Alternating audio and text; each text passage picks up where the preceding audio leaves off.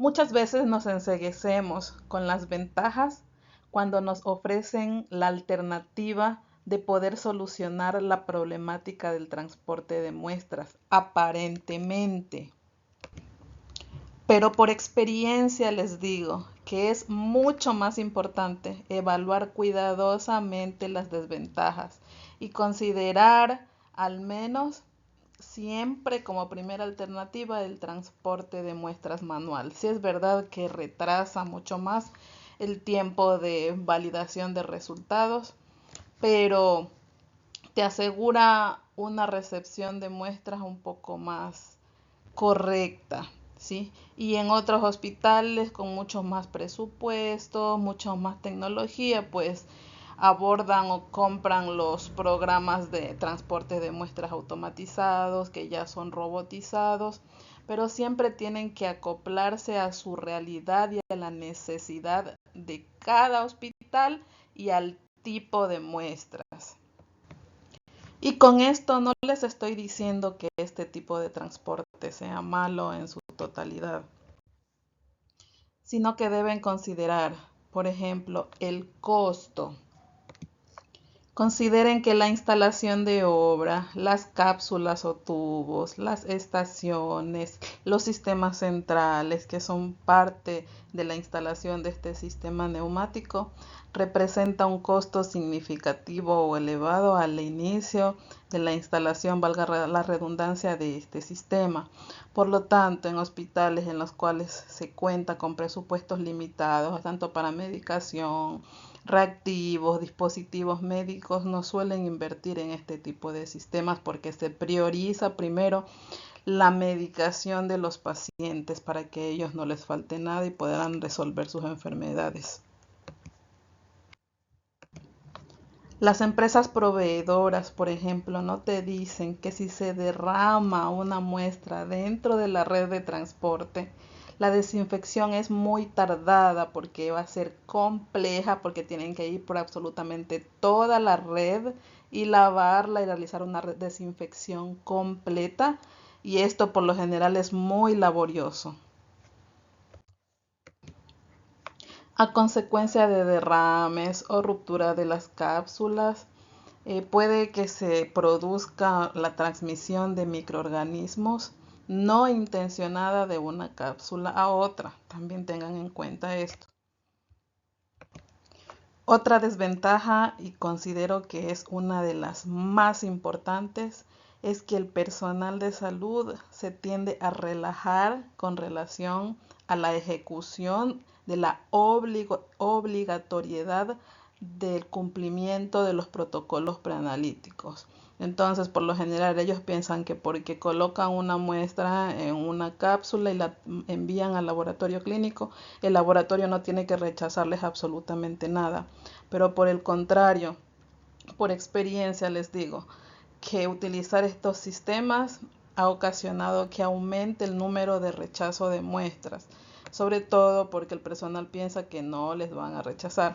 Y por ejemplo, miren algo tan básico como es esta muestra, que en lugar de colocar la muestra hasta la señal, mire, sobrellenan el tubo. Entonces, cuando se les rechaza las muestras, esto tiende a generar enfado por parte del personal cuando no debería ser así.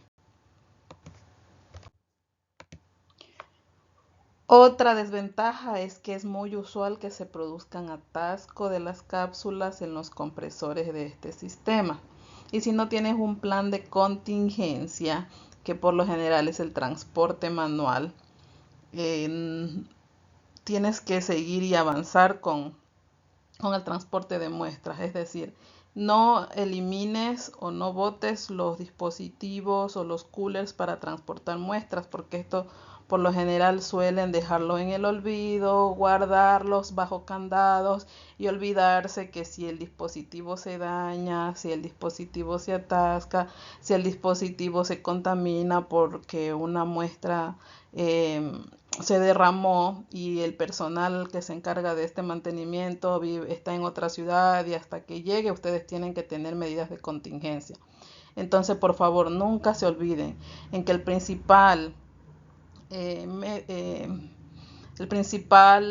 medio de transporte de muestras o la principal técnica es la de transporte manual, es decir, las personas encargadas del transporte de las mismas pues tienen que recurrir a este transporte porque es el de elección, se podría decir, así tarde un poco más. Otra desventaja es que muchas veces acude personal que instala estos sistemas, pero este personal o no tiene la pericia o no tiene la antigüedad o no o desconocen mucho sobre la instalación de estos sistemas y tienden a programar con demasiada fuerza tanto la aceleración con la que se deslizan las cápsulas a través de los tubos. Entonces muchas veces suelen golpearse y esto generar hemólisis y daño de las muestras.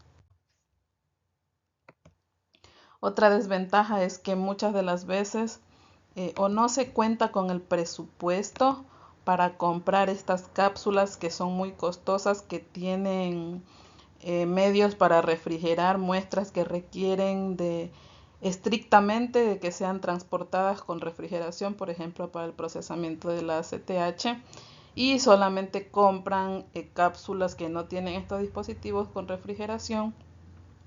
Entonces consideren mucho eso porque si no se compran de las dos cápsulas, pues también puede resultar en un limitante. Otra desventaja es que los tubos no siempre van en vertical y por lo tanto pueden voltearse, sobre todo cuando son tubos mini collets o a veces envían muestras, por ejemplo, de orina de neonatos en bolsas recolectoras de orina. Entonces tengan mucho en cuenta esto. Ya otro punto a considerar es que estas cápsulas tienen una longitud y un diámetro específico, porque debe evitar que durante el viaje las cápsulas se giren o se acumulen o se vayan a atascar. Entonces, esto no permite el transporte de muestras con grandes volumen, ya sea o por el peso o porque el contenedor es grande, entre otros factores. Eh, Otra desventaja es que por lo general el personal de salud utiliza las cápsulas ante situaciones críticas, urgentes de ciertos pacientes para transportar medicamentos o cualquier otro dispositivo médico. Pero esto no es tan malo como parece, porque si tú vas a utilizar este sistema para transporte de medicamentos, pues lógicamente tienes que comprar cápsulas que solo sean para el transporte de estas, porque si tú vas a utilizar las mismas cápsulas que utilizas para transporte de muestras que están contaminadas, ¿sí? Puede que realices contaminación cruzada también con estos dispositivos al transportarlos, ¿sí? O a veces hay mala utilidad de este dispositivo porque a veces se olvidan de los lentes y le dicen, si tú eres de un servicio, por ejemplo, de medicina interna, dice, estoy en emergencia, envíame por la cápsula. Y aunque parezca esto mentira, esto pasa, ¿sí? O se me quedó el fonendo, envíame por la cápsula. Pero no se dan cuenta que estas cápsulas, si justo en ese momento un paciente se puso crítico y quieres enviar una muestra urgente y mal utilizaste la cápsula para transportar un elemento que no tiene nada que ver con el transporte de muestras o con el transporte de cualquier medicamento, dispositivo necesario para los pacientes, puedes retrasar el envío de las muestras y por lo tanto la validación y confirmación diagnóstica de los pacientes. Entonces, lo que siempre les digo, que siempre ante la evidencia de tener soluciones o ventajas a cierto tipo de errores o cierto tipo de problemáticas que se te esté presentando en una institución, como en este caso el transporte de muestras, siempre piénsalo dos veces. No escuches solamente las ventajas, ¿sí? Escucha las desventajas, porque muchas de las veces y estudia a la realidad de tu institución, ¿sí? Porque muchas de las veces el personal no se compromete con el respeto de los protocolos preanalíticos porque piensan que al utilizar estos dispositivos no se les va a rechazar muestras o pueden enviar las muestras como gusten o como quieran o como les da la gana. Entonces, por favor, analicen su entorno y vean qué dispositivos son más convenientes para la realidad del personal con el que trabajan.